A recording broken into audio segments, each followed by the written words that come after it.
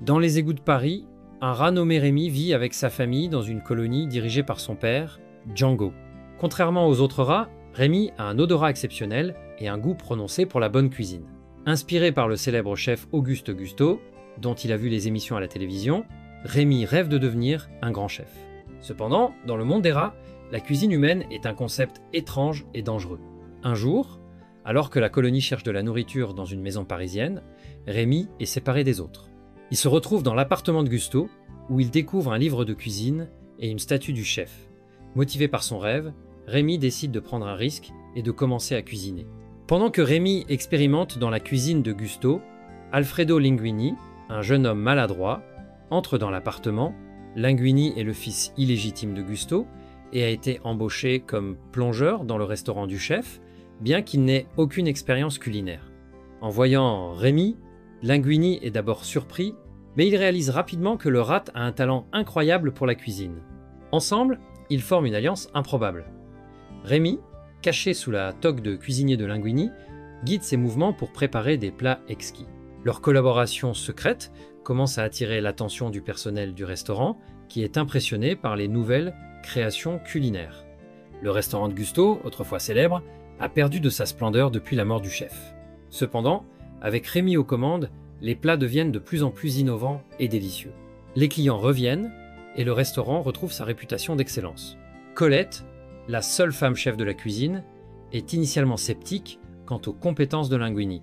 Mais elle est rapidement impressionnée par ses créations et commence à le prendre sous son aile, lui enseignant les ficelles du métier.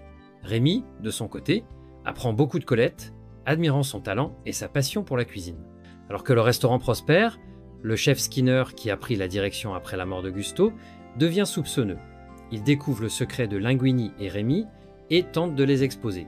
Cependant, Rémi et Linguini parviennent à le déjouer, prouvant que leur collaboration est la clé du succès du restaurant.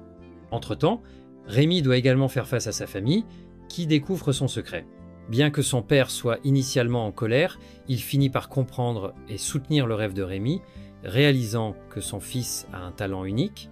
Le moment culminant de l'histoire arrive lorsqu'un critique culinaire redouté, Anton Ego, annonce sa visite au restaurant. Rémi et Linguini savent que ce repas pourrait faire ou défaire leur réputation. Avec l'aide de Colette et de l'équipe de cuisine, ils préparent un menu exceptionnel, mettant en valeur le talent de Rémi. Le dîner est un succès retentissant. Anton Ego, impressionné par la créativité et la qualité des plats, rédige une critique élogieuse, redonnant au restaurant sa gloire d'antan.